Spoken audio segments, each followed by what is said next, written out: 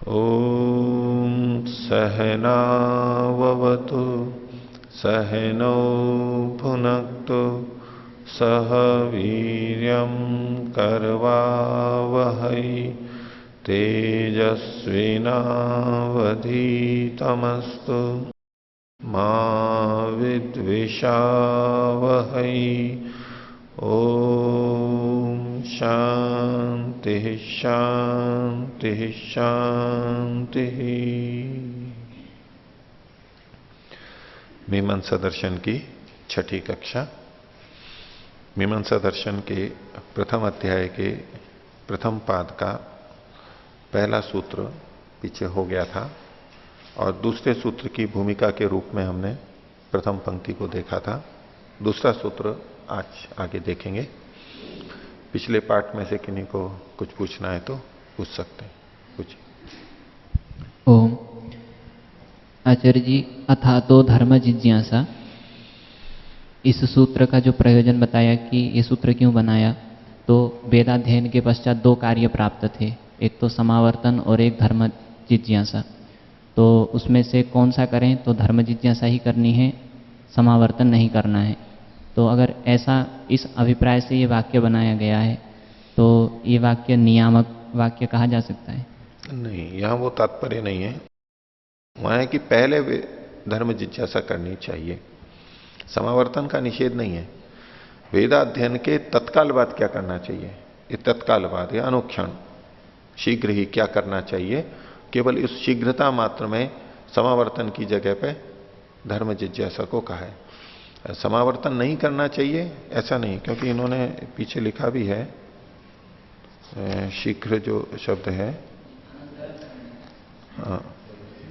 किंतु वेदम अधीत्य त्वरितेन न स्नातव्य। ये त्वरित वाला भाव यहां पर छुपा हुआ है और ये इन्होंने स्पष्ट किया भी है। इसका ये मतलब नहीं है कि वेदम अधीत्य न स्नातव्यम, ये तात्पर्य नहीं है। वेद अध्ययन के बाद जिसने वेदाध्ययन किया वो स्नान ही ना करे, समावर्तन ही ना करे, ऐसा नहीं है। तो कौन वेदाध्ययन करेगा? वेदाध्ययन के लिए तो बहुत बड़ा प्रतिबंध हो जाएगा। ऐसा नहीं, त्वरितेन न स्नातव्यम, यही तात्पर्य है यहां पर। शीघ्र नहीं करना चाहिए।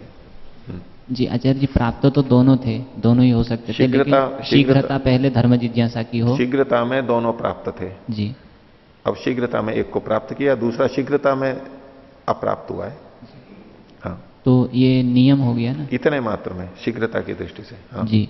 तो कोई वाक्य अगर नियम करने वाला वाक्य होगा तो नियम तो तभी होता है जब दो वस्तु सिद्ध होती हैं। सिद्धे सती आरंभो नियमार्थ। प्राप्त है जी। उस तरह से नियम नहीं कहो, उस प्राप्त है बस वही सिद्ध है। जी। तो फिर जब हाँ। वस्तु सिद्ध है तो फिर उसमें वाक्य में विधेय भी रहेगा कुछ, जैसे धर्म जिज्ञासा इस वाक्य में रहता है ना, विधेय रहेगा ना। उसको बताएंगे कि भाई ये चीज करनी है। जो नहीं, वो सिद्धे तो सती सिद्ध आरंभ है, जो आरंभ कथन किया जा रहा है, वो विधि ही तो की जाती है। अष्टाध्यायी के सूत्रों में भी जहां नियम सिद्धे सती आरंभ, आरंभ मतलब सूत्रारंभ है, सूत्र बनाया, तो विधि तो है ही वहां पर, वो तो हो ही रही है विधि तो। लेकिन उसका तात्पर्य विधि का विधि करने में नहीं है, उसका निषेध में मुख्य तात्पर्य है। दिखने में तो विधि दिख रही है ऊपर से, लेकिन मुख्य तात्पर्य निषेध में है। बस सिद्धे सती आरंभ ज्ञात होते हुए भी वो व्यर्थ हो रहा है कि ये तो पता ही था, फिर क्यों कह रहे हो? तो कह रहे हो तो इसका मतलब है निषेध में तात्पर्य होता है, ये तो होता ही है। समझ में आई ये बात राघव जी? सिद्धे सती आरंभ नियमार्थ, ये जो पूछ रहे हैं नियम का, ये नियम है तो मतलब नियम सूत्रों का निषेध में तात्पर्य होता है। लौकिक उदाहरण दूंगा आपको। एक बार मैं राखी बंधाने गया, ठीक है, तो उन्होंने राखी भी बांधी, एक नारियल दिया और एक चांदी का सिक्का भी दिया। ठीक है, भाई को जो देना होता है वो तो बाद में रखता है, लेकिन जैसे मिठाई देते हैं, नारियल रखा, नारियल के ऊपर चांदी का सिक्का रखा। संपन्न थी वो, तो वो नारियल का सिक्का उन्होंने रख दिया, चांदी का। हाँ, नारियल के ऊपर चांदी का सिक्का रख दिया। लेकिन अब मैं भी दुविधा में था कि ये क्या करूं, मैं इसको लेके जाऊं, यहीं छोड़ के जाऊं, क्या करना है। फिर वो मेरे पास धीरे से आकर के बोली कि नारियल को तो तू ले ही जाना। क्या मतलब हुआ इसका? भाई मेरे को तो दोनों चीजें दी थी, मेरा उनको ले जाना तो दोनों का प्राप्त था। नारियल का ले जाना तो प्राप्त था ना, सिद्ध था ना पहले से, सिद्धे सती आरंभ। फिर भी अगर कोई कथन कर रहा है कि ये ले जाना, तो उस वाक्य का ये मतलब नहीं है कि नारियल ले जाना। वो नियम है, निषेध में तात्पर्य है कि चांदी का सिक्का यहीं छोड़ देना, वो मत लेके जाना। ये तो शिष्टाचार है इस परिवार का कि चांदी देते हैं, उन्हें तो अच्छा नहीं लगता है, लेकिन वो देने के लिए नहीं है, वो केवल उसको क्रिया को अच्छी तरह संपन्न करने के लिए, अपने कुल के अनुरूप उसके लिए ऐसा ही होता है ना। सिद्धे सती आरंभ, जो सिद्ध है और फिर भी अगर उसका कोई कथन कर रहा है, इसका मतलब निषेध में तात्पर्य होता है। मान लो यहां कक्षा के अंदर विद्यार्थी हैं, अब कक्षा समाप्त हुई। अब कक्षा समाप्त में क्या प्राप्त हो रहा है? सबका जाना प्राप्त होता है। और कक्षा समाप्त होते ही मैं कहूं कि वानप्रस्थी और अन्य जो लोग हैं वो चले जाएं, इसका क्या मतलब है? क्या मतलब है इसका? तो भाई जाना तो प्राप्त ही था दोनों का, प्रतिदिन जाते हैं, पर मैं प्राप्त होते हुए भी ये कह रहा हूं, तो ये निरर्थक वाक्य हुआ ना एक तरह से, तो कि आप चले जाओ, तो आप, क्योंकि हम तो जाते ही हैं। न बुद्धिमान एकदम समझ जाएगा कि इनको रुकना है, इनको नहीं जाना है, जाना तो दोनों का प्राप्त था। तो सिद्ध था, सिद्ध करते हुए भी अगर कथन हो आरंभ है, वो निषेध के लिए कि आपको नहीं जाना है। मुख्य प्रयोजन वाक्य का क्या था? आपको नहीं जाना है। मैं ये सीधा भी कह सकता था कि आपको नहीं जाना है, ये भी एक वाक्य होता है, लेकिन कई बार सीधे नहीं कहा जाता है, ऐसे भी कहा जाता है। तो सिद्धे सती आरंभो नियमार्थ।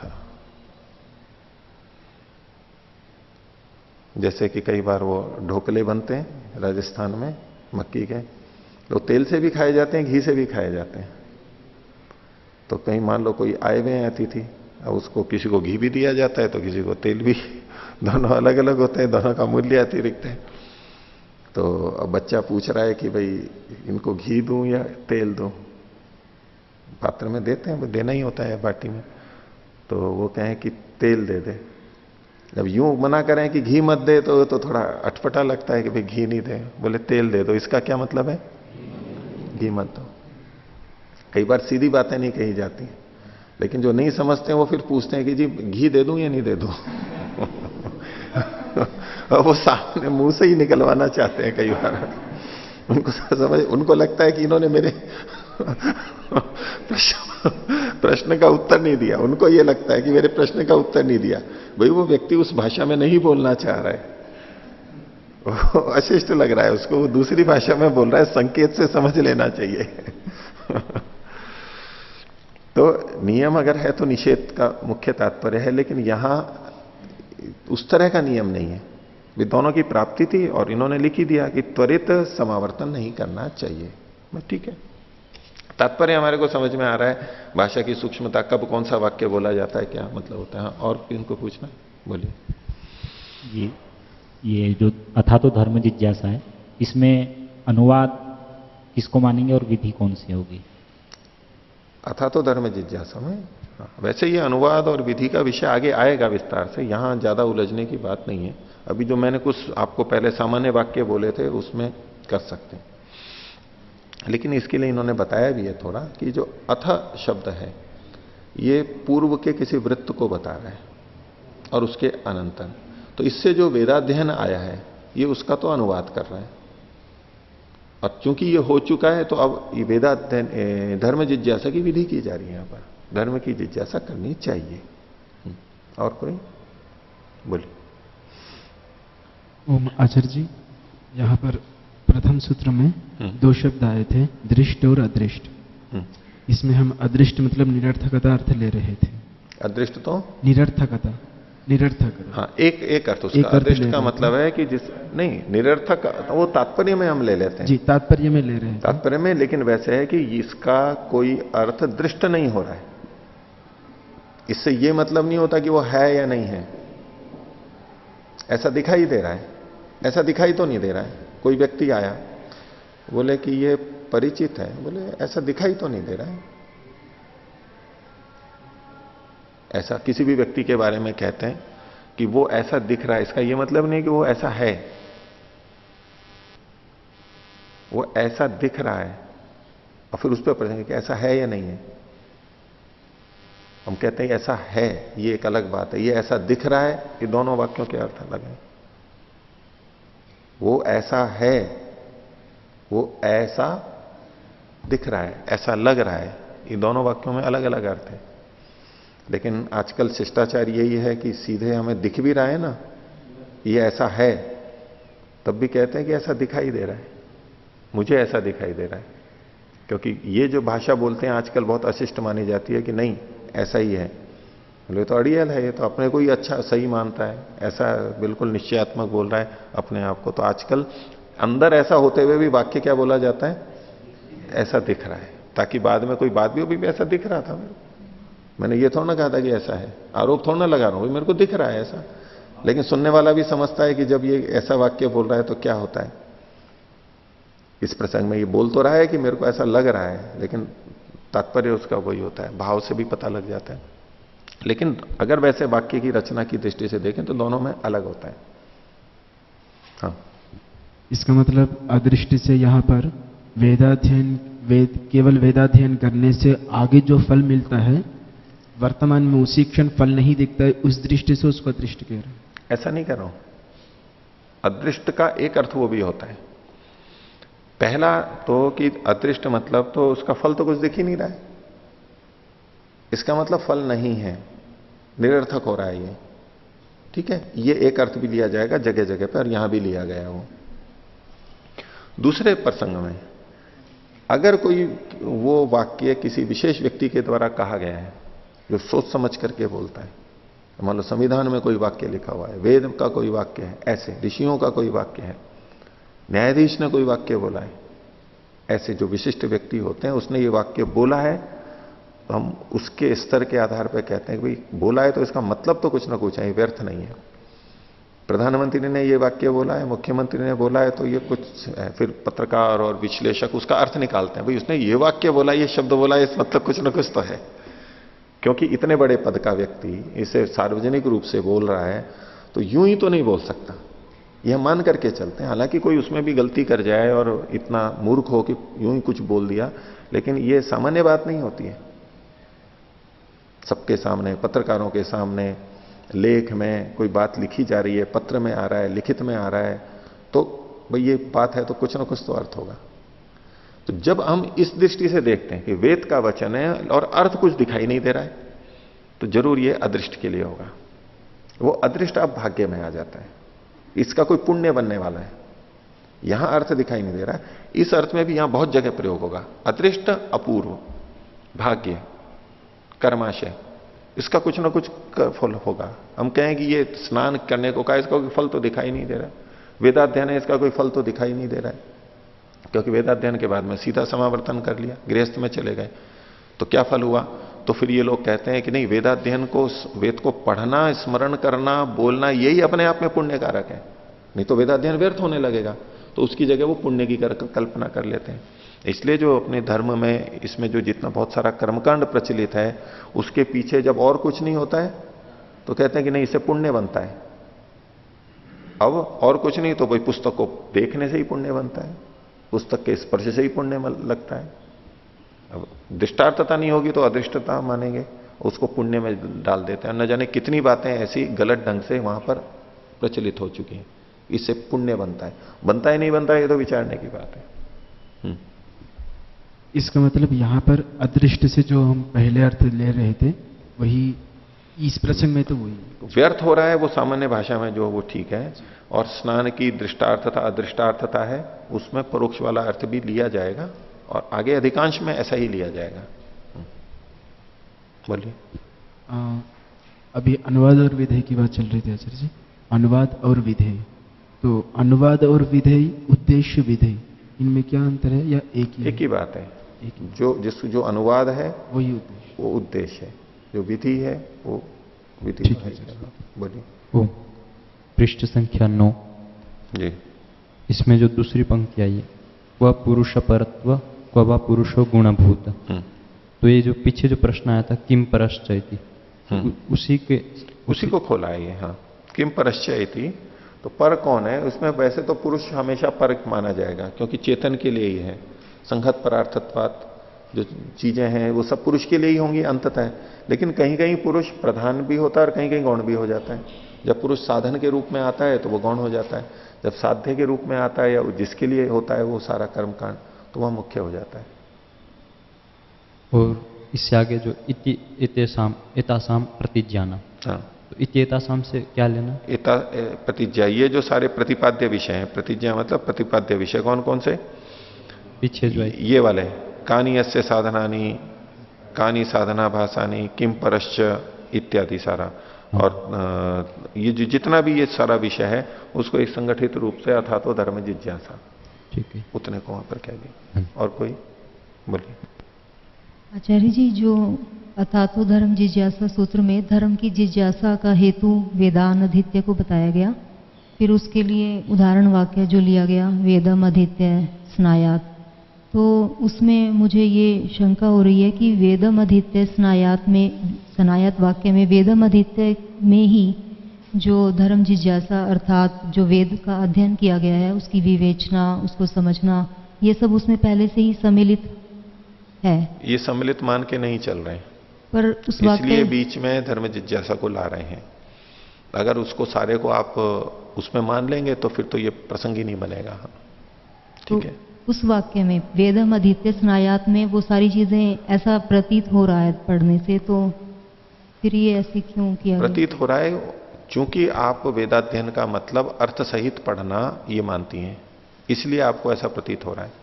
जो प्रचलित अर्थ है जो इन्होंने दिया उस समय, जो प्रचलित अर्थ था उसके अनुसार वेदाध्ययन सीमित अर्थ में ही कहा गया है। और यदि पढ़ने तक भी मान लें, अर्थ को भी मान लें आपकी दृष्टि से, तो भी ये जो विवेचना आगे चलेगी ये तो पढ़ने मात्र से नहीं आती है।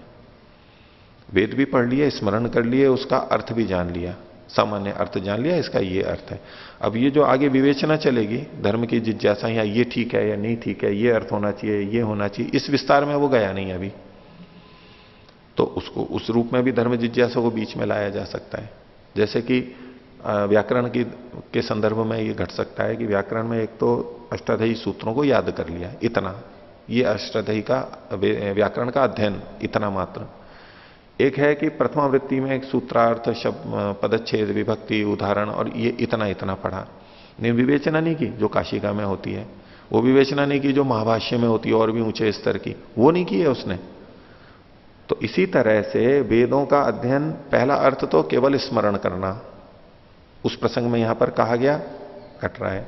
आप कहे कि नहीं वेदाध्ययन में सारी चीजें आ जाएंगी, तो वेदाध्ययन में वेद का स्मरण और उसका अर्थ, एक जो प्राथमिक स्तर पे अर्थ होता है वो भी हो गया।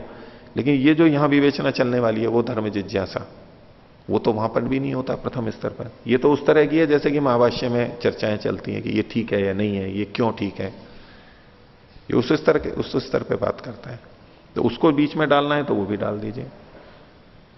ये हम प्रसंग से अर्थ लेते हैं। आपका अभिप्राय है कि वेदम अधित्य स्नायात, ये वचन ठीक ही तो है, इसमें कोई आपत्ति नहीं है, क्योंकि वेदम अधित्य में उसमें सारा का सारा ज्ञान आ गया विस्तार पूर्वक, और उसके बाद तो समावर्तन करना ही चाहिए। अगर ऐसा अर्थ लेंगे तो कोई आपत्ति नहीं है, वो एक आपका अर्थ होगा उसका। हाँ, जैसे आपने व्याकरण का उदाहरण दिया, तो व्याकरण के अध्ययन में भी हम सारा कुछ अष्टाध्यायी के सूत्र याद करना, उनकी कहाँ पर वो लगाए जाएंगे, सूत्रों का उपयोग कहाँ होगा, महाभाष्य आदि सब कुछ उसमें आता है व्याकरण अध्ययन में। तो आज ऐसा अर्थ लेते हैं हम।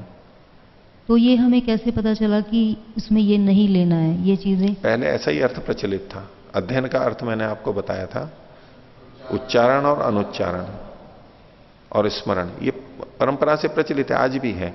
आप जिस परिवेश में है वहां जो अर्थ लिया जा रहा है उस दृष्टि से आपको ये असंगत लग रहा है, ये जब ऐसा क्यों किया जाए, लेकिन वो परंपराएं हैं, आज भी चल रही हैं, उतना ही सीमित ही अर्थ लिया जाता है।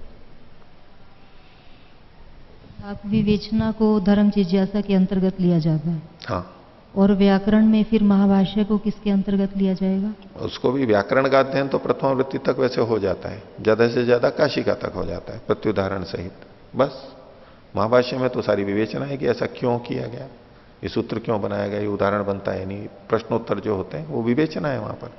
दर्शन भाग भी है और भी है विवेचना है। वैसे तो प्रथमावृत्ति तक भी व्याकरण पूरा हो जाता है, नियम उपनियम अधिकांश जो है अपवाद वो सब चीजें आ जाती हैं। ठीक है, कुछ वार्तिक नहीं आते हैं, वो काशिका में आते हैं। ठीक है, और बोलिए। ओ 5वें पृष्ठ में इसमें जो एक शब्द आया था वेदान अधीत्य, एक पंक्ति आई थी वेदान अधीत्य इति एकस्याम विधीयते अनुद्य अनंतर्यम। तो ये जो वेदान अधीत्य ये अनुवाद है ऐसा कह रहे थे, तो ये अनुवाद पृष्ठभूमि सिद्धांत की जो पृष्ठभूमि उसके हिसाब से है या मनुस्मृति में जो वेदांत श्लोक? इन्होंने कहा नहीं है, इन्होंने हालांकि मनुस्मृति का नीचे दिया वेदान अधीत्य वेद हुआ, लेकिन इसको धर्म जिज्ञासा से ले लीजिए आप। वेदान अधीत्य धर्म जिज्ञासा कर्तव्य, इतना हमारे इस सूत्र के संदर्भ में ले लेंगे। वेदान अधीत्य एक प्रतीक के रूप में शब्द जो का तो आ गया। अब वेदान अधीत्य इसकी जो एक वचन व्यक्ति है इसमें, उसमें क्या अनुद्य आनंतर्यम विधीयते, वेदों का अध्ययन इसका अनुवाद करके और इसके बाद में धर्म जिज्ञासा है उसका आनंतर्य इसके बाद में वो कर लेना चाहिए। ये आनंतर्य का विधान किया जा रहा है, मुख्य तो आनंतर्य का विधान किया जा रहा है। भाई वेद पढ़े हैं तो उनका अर्थ भी जानना चाहिए, धर्म जिज्ञासा भी प्राप्त हो ही रही है, वैसे तो अर्थतः ही प्राप्त है, स्वभावतः प्राप्त है। जो चीज स्वभावतः प्राप्त है तो आखिर यहां विशेष क्या कहा जा रहा है, तो बोले आनंतर्य को कहा जा रहा है कि वेद पढ़ के उसके बाद ही कर लेना चाहिए। अष्टाध्यायी स्मरण करके प्रथमावृत्ति पढ़ लेनी चाहिए। ये नहीं कि अष्टाध्यायी स्मरण कर लिए और फिर गृहस्थ में चले गए और बोले फिर प्रथमावृत्ति पढ़ेंगे। अष्टाध्यायी याद किए तो उसी समय पढ़ लेनी चाहिए साथ साथ ही आनंतर्य, नहीं तो वो खुद भूल जाएंगे और वो अच्छा नहीं रहेगा। आनंतर्य का विधान मुख्य कहा गया है। ठीक है, बोलिए। ओम आचार्य जी पृष्ठ संख्या 9 में कि इसमें पूछा गया कि धर्म प्रसिद्ध है या अप्रसिद्ध है, और उत्तर दिया कि यदि उसी ने कहा कि अगर प्रसिद्ध है तो उसकी जिज्ञासा करने की आवश्यकता ही नहीं है, सबको ही पता है, लेकिन अप्रसिद्ध है तो और भी मतलब जानने की आवश्यकता ही नहीं है, तो अप्रसिद्ध है तो जानने की तो आवश्यकता होगी। उस दृष्टि से है, लेकिन जो अज्ञात पदार्थ है उसको कुछ पता ही नहीं है तो उसके बारे में क्या जानने की इच्छा होगी। जिसको हमें यही नहीं पता है कि ये कुछ है यहां पर, मतलब कमरे में सांप घुस गया है और हमें अभी पता नहीं है, तो हमें क्या जानने की इच्छा जिज्ञासा होगी। हाँ, थोड़ा सा कुछ पता लग गया, संदेह होता है तो जानने की इच्छा होगी। अब कुछ है ही नहीं, हमें पता ही नहीं है तो क्या जानने की इच्छा होगी उसके, कुछ भी नहीं है तो, कुछ भी नहीं है तो। क्योंकि इन्होंने नीचे लिखा है क्योंकि अज्ञात पदार्थ के विषय में जिज्ञासा हो ही नहीं सकती, उस दृष्टि से इन्होंने कहा। और एक अर्थ जो गणपति जी ने कहा था कि जो लौकिक अर्थ ही लेना है हमारे को, और अगर वो लोक प्रसिद्ध अर्थ नहीं है तो बस लेना ही नहीं है, फिर तो क्या जानना है उसको, लौकिक अर्थ तो लेना ही नहीं। इन्होंने उस ढंग से व्याख्या कर दी थी उसकी। तो धर्म प्रसिद्ध है तो कोई बात ही नहीं है, और प्रसिद्ध नहीं है तो फिर तो जाति नहीं है तो और क्या जाने उसको, तो खुद ही नहीं है, पता ही नहीं है उसका तो क्या जानेंगे। इस तरह से लिया इन्होंने। पूर्व पक्षी है वो तो कुछ भी बोल सकता है। आगे चलते हैं। तो पृष्ठ संख्या 10 सूत्र संख्या 2, इसकी भूमिका में इन्होंने कहा कि ये जो धर्म है ये पुरुष को यानी आत्मा को, मनुष्य को निश्रेय से संयुक्त कर देता है, नितराम पूरी तरह कल्याण से युक्त कर देता है, ऐसा हम स्वीकार करते हैं, ऐसी हम प्रतिज्ञा करते हैं। अब उसका विधान किया जाए, तद अभिधीयते, वो कहा जा रहा है, उसका कथन किया जा रहा है। तो दूसरा सूत्र है चोदना लक्षणों अर्थो धर्म। इसके अंदर हमारे दो बातें कही गई हैं, ये पिछले भाष्य के अंदर कहा गया था कि इसमें धर्म क्या है, को धर्म ये भी बताया गया, और किसका लक्षण क्या है, किम लक्षण, किस लक्षण वाला है वो भी कहा गया। तो दो चीजें यहां पर, दो प्रश्नों का उत्तर यहां पर सन्निहित है।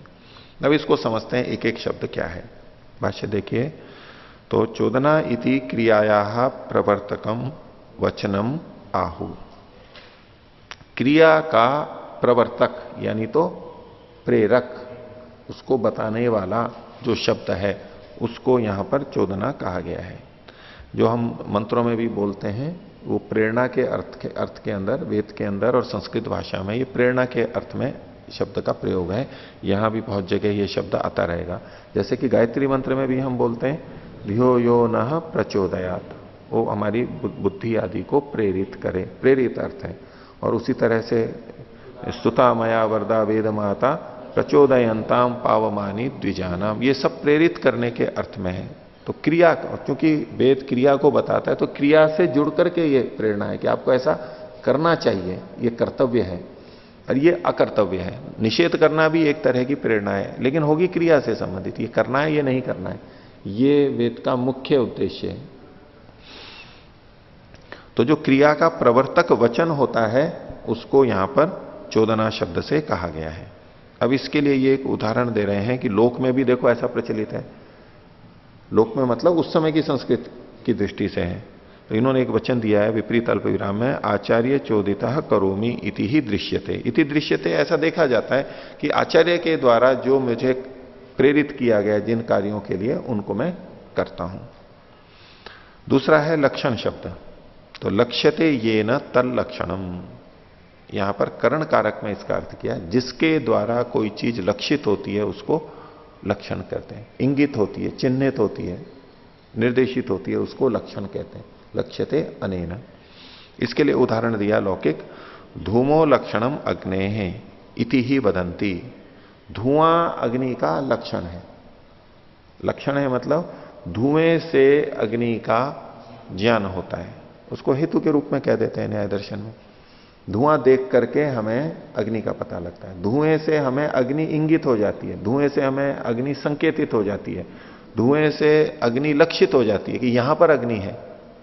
तो इसी तरह से वाक्यों के द्वारा, शास्त्र के वाक्यों के द्वारा और उनसे जो लक्षित होता है, जिसके द्वारा लक्षित होता है, तो जो जिसके द्वारा संकेतित किया जाता है, प्रेरित किया जाता है और वही उसी के द्वारा कुछ लक्षित भी किया जा रहा है, उससे जो चीज लक्षित की जा रही है। आगे तया यो लक्ष्यते, उसके द्वारा, तया मतलब चोदनाया, उस प्रेरणा के द्वारा जो लक्षित किया जाता है। अब यहां पर कर्म में किया गया है लक्षण को। सो अर्थ, वह अर्थ पुरुषम निश्रेयसेन संयुनक्ति इति प्रतिजानीमहे। तो वो अर्थ पुरुष को निश्रेयस से जोड़ देता है, ऐसा हम स्वीकार करते हैं, प्रतिज्ञा करते हैं।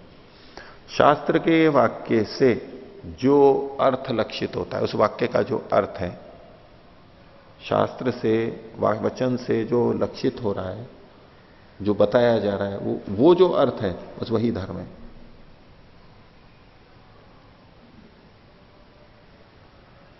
कृषिमित कृषस्व, मां गृधा कस्य स्विधनम, किसी का धन की गर्धा, लालसा मत करो, दूसरे के धन की इच्छा मत करो। अक्षयर्मा दिव्य, पासों से मत खेलो। अब ये जो वाक्य हैं ये प्रेरणा वाक्य हैं, निषेध है या विधि है, दोनों में। कृषिमित कृषस्व विधि है। इन वाक्यों से जो लक्षित हो रहा है, उससे जो निकल रहा है, वो अर्थ है और वही धर्म है। आगे, और ये जो वचन है उसकी विशेषता क्या है, क्यों हम किसी वचन को लेना चाह रहे हैं वेदादि शास्त्रों के, उसके संदर्भ में कहा जा रहा है। उसकी क्या आवश्यकता है? ये तो हम भी तो जीवन में बहुत सारी चीजें समझते हैं, देख के, अनुभव करके, गिरते पढ़ते कितनी बातें सीखते हैं। इनकी क्या आवश्यकता है? क्यों नहीं हम ही सीख लेते हैं? उसके लिए कहा जा रहा है कि चोदना ही भूतम भवंतम भविष्यंतम सूक्ष्मम व्यवहितम विप्रकृष्टम इति एवं जातीयकम अर्थम शक्नोति अवगमयितुम। कुछ बातें ऐसी हैं जो हमें अपने अनुभव से नहीं जानी जा सकती। ये शास्त्र के वचन ही बताते हैं। किसको? भूतम, जो हो चुका है। बहुत सारी बातें जो हो चुकी हैं, अगर हम स्वयं जानना चाहें तो हम नहीं जान सकते उन बातों को, हो चुकी हैं वो तो पहले। लेकिन जो हो चुकी हैं उसको भी ये बता देते हैं। भूतम भवंतम, जो हो रही हैं वो भी सब बातें हमें नहीं पता लगती। आज कितनी हमारे सामने तो थोड़ी सी चीजें होती हैं, हमारा क्षेत्र कितना सा होता है उतना ही पता लगेगा, और कहां क्या हो रहा है वो भी हमें नहीं पता होता है। तो ऐसे में उन वचनों से पता लग रहा है। और जो क्रिया चल रही है, मान लो सूर्य उग रहा है, ये हो रहा है, इस दौरान और क्या क्या हो रहा है, सामान्य बुद्धि से तो, सामान्य इंद्रियों से तो हमें पता नहीं लगता है। उसके लिए भी ये वचनों की आवश्यकता होती है। तो भूतम, भवंतम और भविष्यंतम, जो आगे होने वाला है उसका भी हमें पता नहीं रहता है, थोड़ा बहुत हम अनुमान कर लेते हैं। और क्या क्या हो सकता है, क्या होना है, वो भी जो बताता है। तात्पर्य है कि जो हम सीधे सीधे नहीं जान सकते उनको यहां पर बताया जाता है, इसलिए इसकी आवश्यकता है। तो भूतम, भवंतम, भविष्यंतम, एक वर्ग तो यह हो गया। दूसरे ढंग से क्या कह रहे हैं, सूक्ष्मम, जो सूक्ष्म चीजें हैं हमें पता नहीं लग रही, हमारी इंद्रियां उनको नहीं देख सकती, नहीं जान सकती, इसलिए वो हमारे लिए अज्ञेय है। तो शास्त्र के वचनों से ही हमें पता लग जाता है उन सूक्ष्म बातों का भी। अब जैसे परमात्मा है, परमात्मा सूक्ष्म है, हमें पता नहीं लगेगा। आत्मा सूक्ष्म है, हमें पता नहीं लगेगा। शास्त्र बताते हैं तो हमें पता लग जाता है, हमें समझ में आ जाता है। दूसरा है व्यवहितम, जो छुपी हुई चीजें हैं छुपी भी हैं, हमें पता नहीं लग रहा है, तो शास्त्र वचन से हमें पता लग जाता है कि भाई ये ऐसा है। और विप्रकृष्टम, जो दूर है हमारे से, हम जान नहीं सकते हैं, दूर है, तो उसका पता लग जाता है। तो सूक्ष्म, व्यवहित और विप्रकृष्ट, तो दो वर्ग में बांट दिया, भूत, वर्तमान और भविष्य, और सूक्ष्म, व्यवहित और विप्रकृष्ट। इत्येवम जातीयकम अर्थम, इस प्रकार के और भी जो चीजें हैं जो हमें पता नहीं लगती हैं, उनको जातीयकम अर्थम, उन अर्थों को, अर्थों का मतलब यहां पर है ऐसे कर्म, ऐसे द्रव्य, ऐसे गुण, सबको ले लेंगे। द्रव्य, गुण, कर्म, कोई विषय, वस्तु, ज्ञान जो हमें पता नहीं लगती है, अर्थ में हम सब चीजें ले लेंगे। द्रव्य होगा, द्रव्यों में स्थित गुण होंगे, उनसे संबंधित क्रियाएं हो सकती हैं, कोई विषय हो सकता है, कोई ज्ञान हो सकता है, ये जो सारा का सारा है, ये अर्थम शक्नोति अवगमयितुम, न को यहां पर जोड़ लेंगे। नहीं, ये ही शास्त्र वचन ही इनको जनाने में समर्थ होते हैं। न अन्यत किंचन इंद्रियम, जो इंद्रिय जन्य है, इंद्रियों से जो हम जानते हैं, वो इन सबको नहीं जना सकता। किसी का भी, कोई भी मनुष्य केवल अपनी इंद्रियों पर निर्भर रह करके अगर कुछ जानना चाहे तो इतना सब कुछ नहीं जान सकता।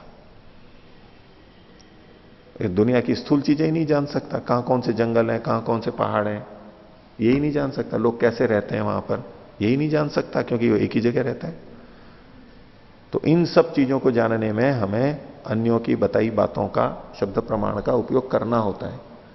और शास्त्र की दृष्टि से देखें, वेद और ऋषिकृत ग्रंथ, ब्राह्मण ग्रंथ, उसमें भी बहुत सारी बातें वो है कि वो हमें जो चीज हम नहीं जान सकते उनको बताने के लिए उन्होंने वो चीजें वहां लिखी हैं। ये इसकी उपयोगिता है। अब इस पे पूर्व पक्षी प्रश्न उठा रहा है। यहां तक हो गया। सूत्रार्थ देखिए, सूत्रार्थ में तो चोदना लक्षण, इसमें चोदना रूप लक्षण का अर्थ यानी क्रिया वो धर्म है जिसके द्वारा लक्षित होता है। चोदना शब्द में भी हम करण कारक में करेंगे चोद्यते अनया, जिसके द्वारा निर्देशित किया जाता है, बताया जाता है, और लक्षण भी। तो उसका जो उन वाक्यों से जो लक्षित किया जा रहा है वो अर्थ, वो धर्म के नाम से कहा जाएगा। अब इसके ऊपर पूर्व पक्षी प्रश्न कर रहा है, ननु अथथा भूतम अपि अर्थम ब्रूयात चोदना। ये जो शास्त्र के वाक्य हैं ये गलत बातों को भी तो बता सकते हैं। ननु अथथा भूतम अपि अर्थम, जो वैसा नहीं है उन बातों को भी तो बता सकते हैं। आपने यहां पर लिखा चोदना लक्षणों अर्थो धर्म, अर्थ है ये, वो अनर्थ को भी तो बता सकता है। जैसे सामान्यतया कोई व्यक्ति बोलता है तो सत्य भी बोल देता है, ठीक ठीक भी बता देता है, और उन्हीं वाक्यों से गलत भी तो होता है, गलत चीजें भी तो बताई जाती हैं। तो आपने ये क्यों अर्थ ही क्यों पढ़ा है इस सूत्र के अंदर, अनर्थ क्यों नहीं पढ़ा है, ये तात्पर्य। और जिसको आप प्रमाण मान रहे हो, जिसको आप धर्म कह रहे हो और कह रहे हो कि निश्रेय से हमें युक्त करेगा धर्म, वो धर्म अर्थ है, अर्थ ही धर्म है। तो ये जो वाक्य हैं निर्देशित हैं वो गलत चीजें भी तो बता सकते हैं, और गलत चीजें बताएंगे तो उससे अनर्थ भी होगा, और अनर्थ होगा तो उसको धर्म नहीं कह सकते। तो आपने यहां अर्थः धर्म यही क्यों कहा, अनर्थ भी तो बताया जाता है, इसलिए कहा ननु अतथा भूतम अपनी अर्थम ब्रूयात चोदना। वाक्य तो गलत अर्थ को भी बता सकता है। उदाहरण दे रहे हैं, यथा यत किंचन लौकिकम वाक्यम, जैसे कि कोई भी एक लौकिक वाक्य ले लिया संसार में प्रचलित, उदाहरण इन्होंने दिया विपरीत अल्प विराम में है, नद्यास तीरे फलानी संति, नदी के किनारे पर फल हैं। एक सामान्य वाक्य है, लोक में बोला गया है।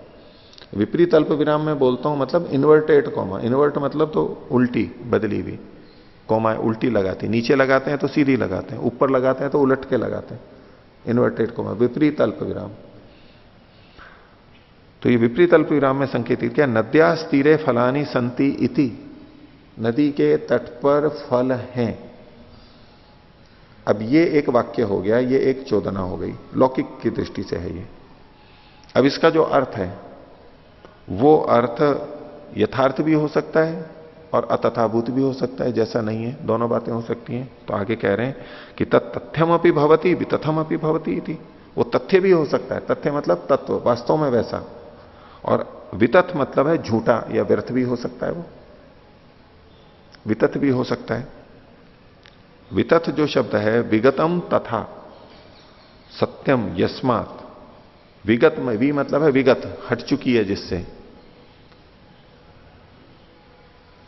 तथा, तथा को खोल दिया सत्यम, चला गया है, तथा मतलब सत्य जिससे, उसको कहते हैं वितथ। इसमें सत्य नहीं है, अब सत्य जा चुका है इससे, यानी झूठा है, असत्य है। तो तथ्यम अपि भवति वितथम अपि भवति। अब इसका उत्तर दे रहा है सिद्धांति, उच्यते विप्रतिषिद्धम इदम उच्यते, आपके द्वारा ये परस्पर विपरीत विरुद्ध बात कही जा रही है। पूर्व पक्षी ने आरोप लगाया था सिद्धांति पे कि भाई वाक्य तो गलत भी हो सकते हैं, तो आप चोदना लक्षणों अर्थो धर्म, अर्थः धर्म क्यों कह रहे हो, अनर्थ भी तो हो सकता है, एक ही क्यों कह रहे हो। तो कहने कि आपने जो कहा है, सिद्धांति पूर्व पक्षी को कह रहा है आपका वाक्य गलत है, आप विरुद्ध बात कह रहे हो, परस्पर विप्रतिषिद्ध कह रहे हो। प्रतिषिद्ध मतलब निषिद्ध, रोकना हो जैसा होता है। प्रतिषिद्ध क्षेत्र है, निषिद्ध क्षेत्र है, निषिद्ध होते हैं प्रतिषिद्ध बोलते हैं। और विप्रतिषिद्ध मतलब विपरीत, परस्पर विपरीत, ये इसके विपरीत और ये इसके विपरीत, दो बातें कही हैं, बोले ये इसके विपरीत पड़ रही है, ये इसके विपरीत, दोनों एक दूसरे के विरुद्ध बातें कही गई, इसको विप्रतिषिद्ध कहना होता है। क्या विप्रतिषिद्ध कहा है आपने, तो ब्रवीति वितथंच इति, आपने इसको कहा कि ये ब्रवीति भी है, यानी ये वाक्य कुछ कहता है, और सब कह रहे हैं कि झूठ भी कह रहा है। अब ये समझने की शैली है इनकी, अलग ढंग से कह रहे हैं, ये लौकिक दृष्टि से नहीं। आपको लगेगा इसमें क्या विरुद्ध कहा है, इसने कुछ विरुद्ध लग रहा है क्या, नद्या स्थिर फलानी संति, और कहा कि ये अनर्थ भी हो सकता है। तो सिद्धांति कह रहा है कि ये जो आप कह रहे हो ये भी प्रतिषिद्ध कह रहे हो। क्यों, तो दो बातों पे ध्यान देना। इन्होंने कहा कि एक तो ब्रवीति और एक वितथंच, इसको खोलेंगे अभी। एक तो आपने कहा कि ये कह रहा है वाक्य और कह रहे हैं कि ये गलत भी कह रहा है, इसमें क्या विरोध है देखिए आगे। तो बोले ब्रवीति इति, ब्रवीति जो है इसको विपरीत अल्प विराम में ले सकते हैं, नहीं तो इति शब्द से भी वैसे पता लगता है। ब्रवीति इति, वो बोलता है, इसका मतलब क्या है, उच्यते तेन उच्यते, उसके द्वारा कहा जा रहा है। किसके द्वारा कहा जा रहा है, वाक्य के द्वारा कहा जा रहा है। व्यक्ति तो है नहीं अभी यहां पर, वाक्य के द्वारा अर्थ कुछ कहा जा रहा है। इसका क्या मतलब है, उसको आगे खोल रहे हैं, विपरीत अल्प विराम में लीजिए, अवबोधयति, वो बोध करा रहा है, अवगमन करा रहा है, शब्द के द्वारा कहा जा रहा है, ब्रवीति का हो या उच्यते का हो, मतलब वो अवबोधयति। अवबोधयति का क्या मतलब है, वो जना रहा है, तो उसको आगे खोल दिया, बुद्धिमानस्य निमित्तम भवति इति, जो जान रहा है बुद्धिमान है, वो व्यक्ति भी और जिस चीज को जनाया जा रहा है वो दोनों के लिए कह सकते हैं, बुद्धिमान का वो निमित्त बन रहा है जो जनाने वाला है। अर्थात वाक्य से जो हम जान रहे हैं, जो जान रहे हैं, जो ज्ञान बोध हो रहा है, उसका निमित्त कौन बन रहा है, वो वाक्य, क्योंकि उस वाक्य से ही तो हमें वो अर्थ पता लगा है। वाक्य किसी अर्थ को बताता है, जैसे शब्द किसी अर्थ को बताता है, वाक्य किसी अर्थ को बताता है, तो वाक्य उस अर्थ का अवबोधन करा रहा है, अवबोधयति। एक तो ये बात हो गई। अब इसी को दूसरे शब्दों में कहेंगे, वाक्य पहले वाला दोहराते हुए बोल रहा हूं, वाक्य अर्थ को बता रहा है, अर्थात ये जो अर्थ बताया गया इसके बताने में ये वाक्य निमित्त बन रहा है, उसी को खोल करके अवबोधयति अर्थात बुद्धिमानस्य निमित्तम भवति इति। यहां तक हो गई बात। आगे यस्मिश्च निमित्त भूते सति अवबुध्यते, जहां किसी निमित्त के होने पर कुछ जाना जा रहा है, यानी एक वाक्य है, इस वाक्य के होने पर कुछ अर्थ जाना जा रहा है, तो यस्मिश्च निमित्त भूते सति, वो निमित्त भूत है और उससे कुछ जाना जा रहा है, तो सो अवबोधयति, वो उसको जना रहा है, इसका मतलब है जो निमित्त रूप होता हुआ कुछ जना रहा है तो वो उसका सो अवबोधयति, वो उसको जना रहा है। आगे यदि च चोदनायाम सत्याम अग्निहोत्रात् स्वर्गो भवति इति गम्यते, अगर वचन से, शास्त्र के वचन से, शास्त्र के वचन के होने पर, चोदनायाम सत्याम, शास्त्र का वचन होने पर, अग्निहोत्रात् स्वर्गो भवति, अग्निहोत्र से स्वर्ग होता है ये जाना जाता है, यह अग्निहोत्रम जूयात स्वर्ग काम, या अग्निहोत्र से स्वर्ग होता है, ये एक वाक्य हमारे को मिला, अग्निहोत्र से स्वर्ग होता है यानी सुख विशेष की प्राप्ति होती है। तो जब ये जाना गया अग्निहोत्रात् स्वर्गो भवति इति गम्यते, तो बोले जब ये जाना जा चुका है तो कथम उच्यते न तथा भवति इति, ये कैसे आप कह रहे हो कि ऐसा होता नहीं है, उससे पूछ रहे हैं सामने वाले से। अब इसमें क्या है कि पूर्व पक्षी जिस ढंग से कह रहा है वो क्या, आपने कहा अग्निहोत्र से स्वर्ग हो रहा है, अग्निहोत्र किया स्वर्ग तो मिला ही नहीं हमारे को, इतने लोग अग्निहोत्र करते हैं स्वर्ग तो मिला नहीं उनको, इतनी बार करते हैं, मैंने भी बहुत बार किया लेकिन मिला नहीं मेरे को, तो व्यर्थ हो गया ना वाक्य। अग्निहोत्र से स्वर्ग मिलता है और ऐसा देखा नहीं जा रहा है, इस दृष्टि से पूर्व पक्षी ने कहा था कि ये गलत भी होता है, ऐसा हो नहीं, देखा नहीं जाता है, जो शुरू में बात कही थी अतथा भूतम अपनी अर्थम ब्रूयात, ठीक है। सिद्धांति वाक्य की दृष्टि से कह रहा है कि जब स्वर्ग कामो यजेता का, स्वर्ग की कामना वाला यजन करे, जिसको स्वर्ग की प्राप्ति की इच्छा है वो यजन करे, इस वाक्य से क्या अर्थ निकला, स्वर्ग से, यज्ञ से स्वर्ग होता है, अग्निहोत्र से स्वर्ग होता है, ये निकला ना। तो बोले आपको ये कैसे पता लगा कि ये न तथा भवति, ये ऐसा होता नहीं है, इसी को खोल रहे हैं आगे। अथ न तथा भवति इति कथम बुध्यते, पहले तो कहा कथम उच्यते न तथा भवति इति, आप ये कैसे कह रहे हो, इस वाक्य से ये कहां कहा गया कि ऐसा नहीं होता है, वाक्य ने तो यही कहा कि यज्ञ से स्वर्ग होता है, वाक्य ने ये थोड़ा ना कहा है कि यज्ञ से स्वर्ग नहीं होता है, वाक्य तो ये कह रहा है स्वर्ग होता है, बस यही तो कह रहा है वाक्य, तो वाक्य गलत कहां कह रहा है।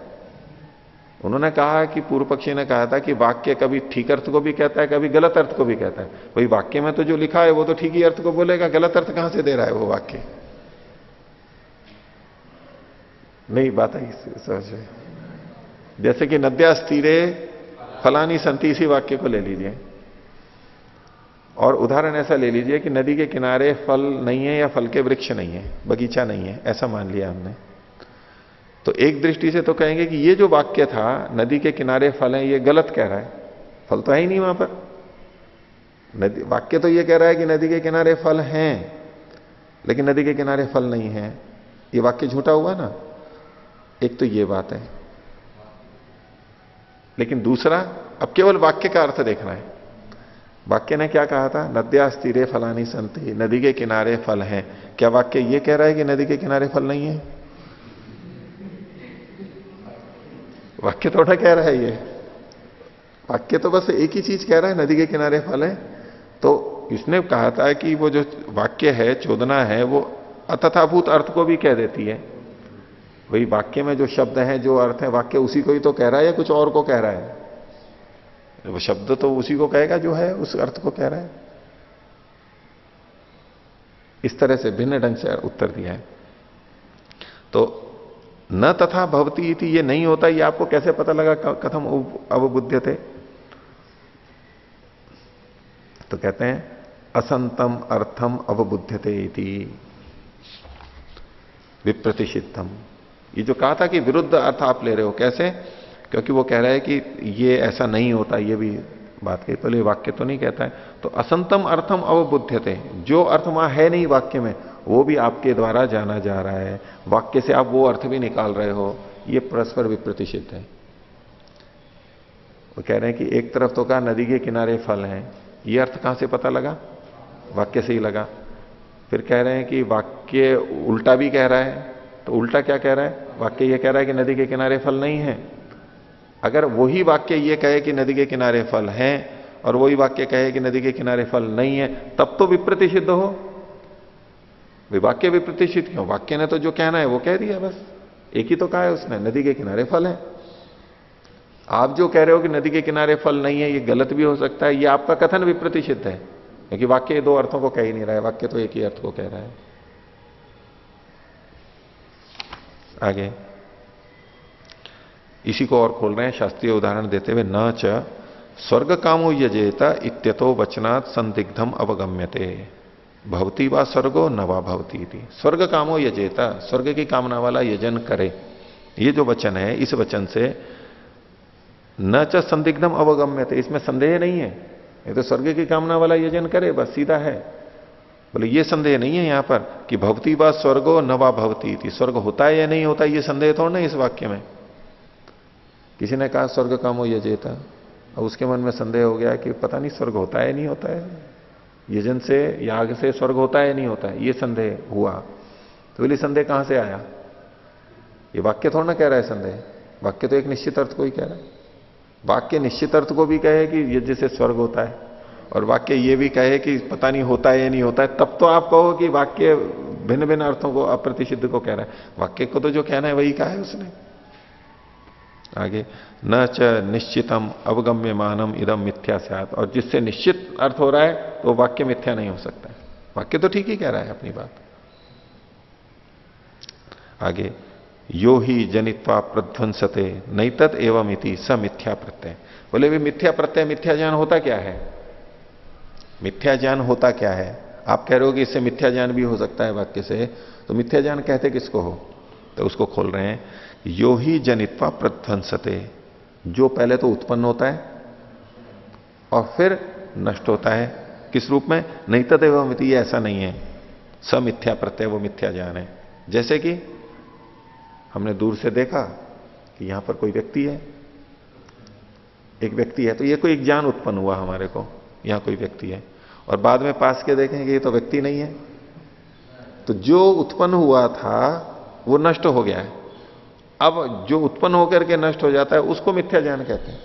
पहले कुछ ज्ञान हुआ और फिर बाद में वो अन्य प्रमाणों से या अन्य बातों से गलत सिद्ध हो गया, उसको कहते हैं मिथ्या ज्ञान। और जो गलत नहीं होता है उसको मिथ्या ज्ञान थोड़ा ना कहेंगे। बोले यो ही जनित्वा प्रध्वंसते, नष्ट हो जाता है, किस रूप में? नहीं तदेवम इति, ये ऐसा है ही नहीं, स मिथ्या प्रत्यय, वो मिथ्या प्रत्यय कहलाता है। लेकिन ये जो स्वर्ग कामो यजेता, यजन से स्वर्ग होता है, ये बात न चैष कालांतरे पुरुषांतरे अवस्थांतरे देशांतरे व विपर्येति तस्मात् अविदिता। लेकिन ये जो कथन है स्वर्ग कामो यजेता है, ये कालांतर में भी गलत सिद्ध नहीं होगा। आप गलत तो सिद्ध करो इसको, आप गलत सिद्ध करो ना, तो ही तो होगा। तो कालांतर में जैसे अभी सत्य है, कभी और असत्य हो जाए। वैज्ञानिक प्रयोग भी ऐसे ही होते हैं कि आज प्रयोग किया, आगे भी कुछ साल बाद, महीनों बाद, दिनों बाद में भी हो, वैसा होना चाहिए। कालांतर में भी वही होना चाहिए। तो कालांतरे भिन्न समय में, पुरुषांतरे भिन्न भिन्न पुरुषों में, अलग अलग व्यक्तियों के द्वारा प्रयोग किए जाते हैं। इस पुरुष ने किया, व्यक्ति ने किया तो भी हो रहा है, उसने किया तो भी हो रहा है, पुरुषांतर में। और अवस्थांतरे भिन्न भिन्न अवस्थाओं में, अलग अलग अवस्था, बाल्यावस्था में, युवावस्था में, वृद्धावस्था में, ये आगे की दृष्टि से देख लीजिए। देशांतरे भिन्न भिन्न जगह पे किया हुआ, इस जगह पे, उस जगह पे, उस जगह पे, सब जगह वही चीज हो रही है, तो ये उसकी प्रामाणिकता को बताता है। देशांतरे वा विपर्येति, ये जो स्वर्ग कामो यजेता है, ये कालांतर में, पुरुषांतर में, अवस्थांतर में, देशांतर में न विपर्येति, विपरीत नहीं होता है, मिथ्या नहीं होता है। तस्मात् अवितथा, इसलिए ये अवितथ है, ये जो कथन है, दोष नहीं है इसके अंदर। और यत्तु लौकिकम वचनम तच्चेत प्रत्ययितात पुरुषात इंद्रिय विषयम व अवितथम एव तत्। तो अभी जो पीछे कहा था ये तो शास्त्रीय वचन के लिए कहा था, कि जो शास्त्रीय वचन है वो गलत कहां सिद्ध हो रहा है? अब गलत सिद्ध करके बताओ।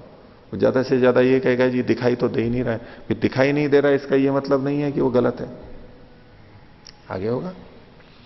लेकिन लोक में जब प्रयोग करते हैं तो अथ यत्तु लौकिकम वचनम, कोई सामान्य व्यक्तियों का आपस के व्यवहार का जो वचन होता है, यदि वो प्रत्ययितात पुरुषात, विश्वस्त सत्यवादी पुरुष से अगर निकला है, व्यक्ति से निकला है, प्रत्ययितात मतलब जिसने उसको जाना है ठीक ठीक, उससे अगर ये वचन निकला है, अथवा इंद्रिय विषयम वा, अथवा हमारे द्वारा इंद्रियों से वो जान लिया गया है, ये दो स्थितियां, या तो कहने वाला विश्वस्त व्यक्ति है या तो हमने जान लिया है, तो अभितथम एव तत्, वो भी अभितत होता है, गलत नहीं होता है, ठीक ही होता है।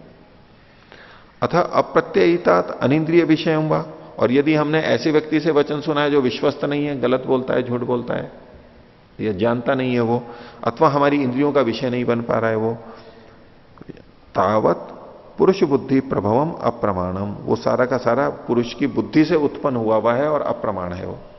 पुरुष बुद्धि प्रभवम अप्रमाणम, पुरुष की बुद्धि से, व्यक्ति की बुद्धि से बना हुआ है वो। आजकल कोई बात होती है, बोलते हैं ये तो उसके दिमाग की उपज है। क्या मतलब है दिमाग की उपज है का? मनगढ़ंत है, मनगढ़ंत कह लो, मन की उसकी कल्पना है, ये तो मतलब सत्य नहीं है, ये उसमें छुपा हुआ रहता है भाव। मन में वैसे ही कुछ सोच लिया, इसकी कल्पना है, ऐसे ही है, बस वो वास्तविक नहीं है, ये तात्पर्य होता है। उसके लिए संस्कृत में ये कहा जाता है ये इसके बुद्धि प्रवाह, इसकी बुद्धि से उत्पन्न है, आपकी बुद्धि से उत्पन्न हुआ है। उसको गलत अर्थ में ही लिया जाता है, मिथ्या है। तो यदि ये अप्रत्ययितात अनिंद्रिय विषय होगा तो ये पुरुष बुद्धि प्रभाव अप्रामाणिक माना जाएगा। और अशक्यम ही तत्पुरुषेण ज्ञातुम ऋते वचनात्, और ये जो चीजें हैं, ये जो ठीक ठीक है वचन है, ये अशक्यम ही तत्पुरुषेण ज्ञातुम, पुरुष के द्वारा ये चीज जानी ही नहीं जा सकती है। कुछ बातें जो धर्म से संबंधित हैं, मुक्ति है और बहुत सारी बातें, वो मनुष्य जान ही नहीं जा सकता। कैसे? ऋते वचनात्, वचन के बिना। तो ये जो इसको पीछे वाले से देखिए जोड़ करके भी, ये भी एक अर्थ है कि तावत पुरुष बुद्धि प्रभवम अप्रमाणम, तो वो जो ये जो अप्रमाणिक वचन है, ये पुरुषेण जातुम मतलब सम्यक जातुम अशक्यम, पुरुष उसको ठीक ठीक तरह जान नहीं सकता है जो वो गलत वचन है। कब तक? ऋते वचना, जब तक कि कोई दूसरा नहीं बता दे कि ये गलत है, तब तक जान नहीं सकता कि ये गलत है। किसी ने गलत बोल दिया, हमें पता नहीं लग रहा है, या तो इंद्रियों से पता लगेगा या दूसरा बताएगा कि ये गलत है। आगे, अपरस्मात् पौरुषेयात वचनात् तद अवगतम इति चेत तदपि तेनैव तुल्यम, कोई कहे कि नहीं दूसरे पौरुषेय वचन से उसका अवगतम ज्ञान हो जाए, कि एक पुरुष ने कुछ कहा, एक मनुष्य ने, चलो उसके अंदर त्रुटि हो सकती है, तो दूसरे मनुष्य के वचन से हमें पता लग जाएगा, सही पता लग जाएगा, तो ऐसा कोई कहे तो तदपि तेनैव तुल्यम, वो जो दूसरा मनुष्य का वचन होगा वहां भी वैसा ही दोष रहेगा, क्योंकि वो भी गलत कह सकता है, क्योंकि उसने भी पूरा नहीं जाना हुआ है।